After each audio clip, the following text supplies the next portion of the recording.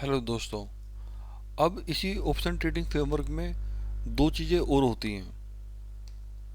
एक को हम बोलते हैं कॉल, एक को बोलते हैं पुट। ये हो गई हमारी कॉल, इसको सीई बोल देते हैं। और इसी में हमारी एक होती है पुट,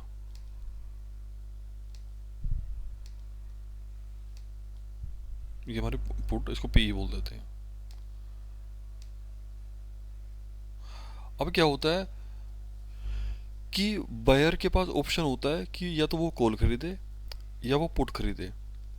लाइकवाइज सेलर भी जो है या तो वो कॉल बेचेगा या पुट बेचेगा।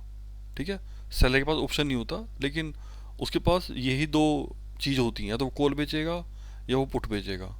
बायर के पास ये दो ऑप्शन होते हैं, या तो वो कॉल खरीदेगा या पुट खरीदेगा। कॉल खरीद, अब इनका इनका जो सारा गेम है वो मूवमेंट का है।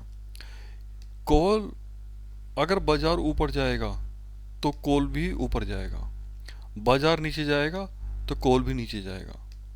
जैसे फॉर एग्जांपल, अगर ये लैंड 10 लाख की है, अगर ये 11 लाख की हुई तो कॉल का प्राइस बढ़ेगा, पुट का प्राइस गिरेगा। अगर ये लैंड 10 लाख की है और ये मान लो कॉल को 8 लाख की हो गई, तो कॉल का प्राइस गिरेगा और पुट का प्राइस बढ़ेगा। ठीक है।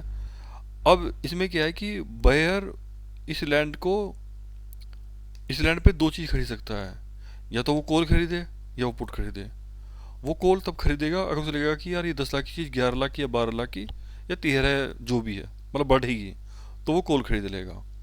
लेकिन उसे लग रहा है कि यार ये जो चीज़ 10 लाख की है ये कल को 8 लाख की, 7 लाख की या कम की हो जाएगी, तो वो पुट खरीद लेगा। लाइक वाइज सेलर को क्या लगता है, अगर सेलर को लग रहा है कि इसका रेट बढ़ेगा तो वो पुट बेचेगा, है ना, क्योंकि उसको फायदे कमाना है। लेकिन उसे लग रहा है कि इसका जो प्राइस है वो घटेगा तो वो कॉल बेच देगा। ठीक है। तो ये कौन सा होता है, कॉल और पुट का। क्योंकि बायर और सेलर ये किसी भी ट्रेड के अपोजिट धारक होते हैं। इट मीन्स कि बायर का जो लॉस होगा वो सेलर का फायदा होगा, सेलर का फायदा बायर का लॉस, वैसा होता है। ठीक है। तो दोनों ही कॉल और पुट पे ही ट्रेड करेंगे, लेकिन बायर कॉल को तब खरीदेगा अगर उसे लगेगा प्राइस ऊपर जाएगा, वो पुट को तब खरीदेगा जो लगेगा प्राइस नीचे जाएगा। सेलर हमेशा उसका उल्टा करेगा, सेलर कॉल तब बेचेगा अगर उसे लगेगा प्राइस नीचे जाएगा, और वो पुट तब बेचेगा तो उसे लगेगा प्राइस ऊपर जाएगा। तो ये होते हैं कॉल और पुट। इसलिए चाहे आप स्टॉक में कर लो या फिर आप इंडेक्स में कर लो, तो बायर और सेलर ऑप्शन ट्रेडिंग में कॉल और पुट ही खरीदो बेच रहे होते हैं। ठीक है।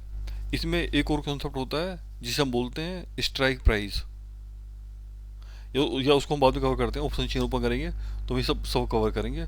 तो ये हो गया कॉल और पुट का, कि कॉल और पुट क्या होते हैं और इनका प्राइस कैसे चलता है। थैंक यू, मिलते हैं अगले अगले सेशन में।